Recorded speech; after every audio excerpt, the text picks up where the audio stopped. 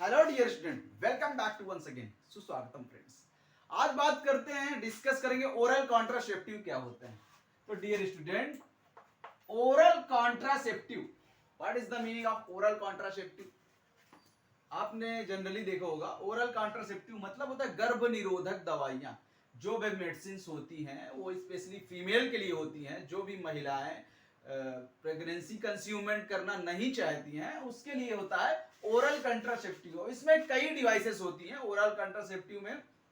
आज हम डिस्कस करेंगे मेनली फॉर ओरल कंट्रासेप्टिव। इसमें कई चीजें आती हैं, कई फिजिकल बैरियर आते हैं, जैसे आपका कॉन्डोम्स हो गया और भी कई कॉपर्टी वगैरह, कई फिजिकल बैरियर आते हैं। लेकिन आज ओनली फॉर डिस्कशन है ओरल कॉन्ट्रासेप्टिव पे। तो ओरल कॉन्ट्रासेप्टिव क्या होता है? ये जनरली एक टैबलेट्स फॉर्म होती हैं। जिन भी महिलाओं को कंज्यूमेंट नहीं करना है वो बराबर, इसमें एक प्रॉपर वे होता है। एक सर्वे के अनुसार ये पाया गया है कि अगर आप प्रॉपर वे से अगर कॉन्ट्रासेप्टिव यूज करते हैं तो नियर अबाउट 90%, 10% का इसमें फेलियर भी कंडीशन है, 90% जो चीजें होती हैं वो क्लियर होती हैं।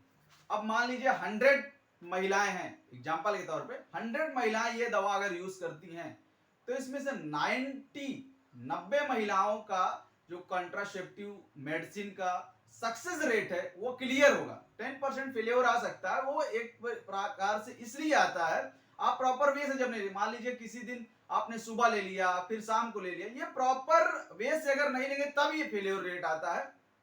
फ्रेंड्स, ओरल कंट्रासेप्टिव में क्या होता है, अब कभी कभी ओरल कंट्रासेप्टिव सिर्फ गर्भ निरोधक के रूप में ही नहीं यूज की जाती, इनका और भी कई यूज होता है। ओरल कंट्रासेप्टिव का मतलब आप एक तरफ से बोल रहे हैं कि गर्भ निरोधक दवाइयां, इनका यूज होता है प्रेगनेंसी कंज्यूमेंट करवाने के लिए भी।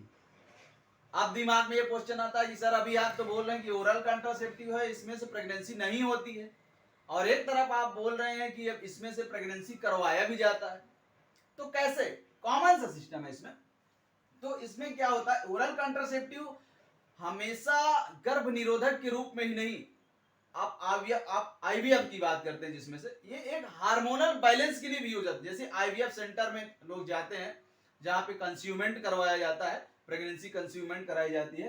तो आईवीएफ सेंटर में जो ओरल कंट्रासेप्टिव का यूज इसलिए किया जाता है कि किसी भी महिला का मान लीजिए हार्मोनल इंबैलेंस है, हार्मोनल इंबैलेंस है, तो हार्मोन्स को बैलेंस करने के लिए शुरू में आपको आईवीएफ सेंटर में 2 से 3 महीने ओरल कंट्रासेप्टिव दिया जाता है, उसके बाद आईवीएफ का प्रोसीजर स्टार्ट किया जाता है। तो हार्मोनल इंबैलेंस को बैलेंस करने के लिए भी ओरल कंट्रासेप्टिव का यूज किया जाता है। तो इस तरह प्रेगनेंसी करवाने के लिए भी किया जाता है।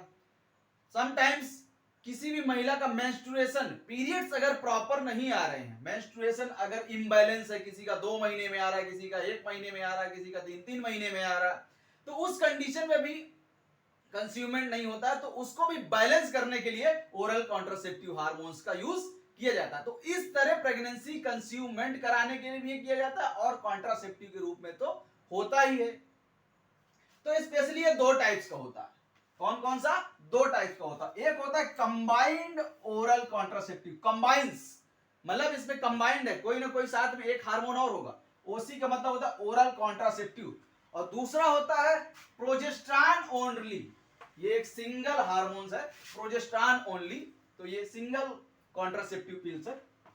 तो कंबाइन की बात करेंगे तो कंबाइन में कितने होते हैं? 2 हार्मोन्स। ऑटोमेटिक आपने आप में ही बता रहा हो कि कंबाइन ओरल कॉन्ट्रासेप्टिव है, तो ईस्ट्रोजन एंड प्रोजेस्टेरॉन। अब ईस्ट्रोजन का फंक्शन क्या होता है?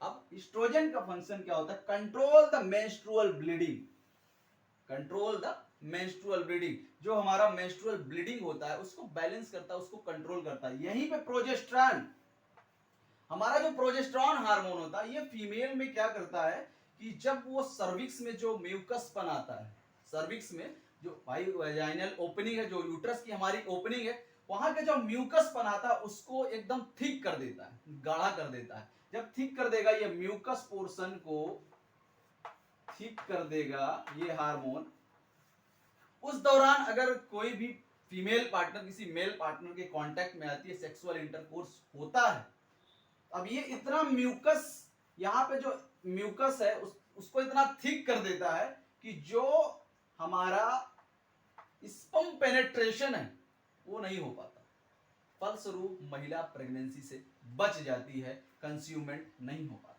तो फ्रेंड्स ये बात हुई ओरल कॉन्ट्रासेप्टिव की, जनरल ओरली फॉर्म ही इसको लिया जाता है। नेक्स्ट लेक्चर में हम बात करेंगे जो हमारी फिजिकल डिवाइस है उसमें कैसे भी कंज्यूमेंट से बचा जाता है, प्रेगनेंसी से बचा जाता है। Thank you dear student.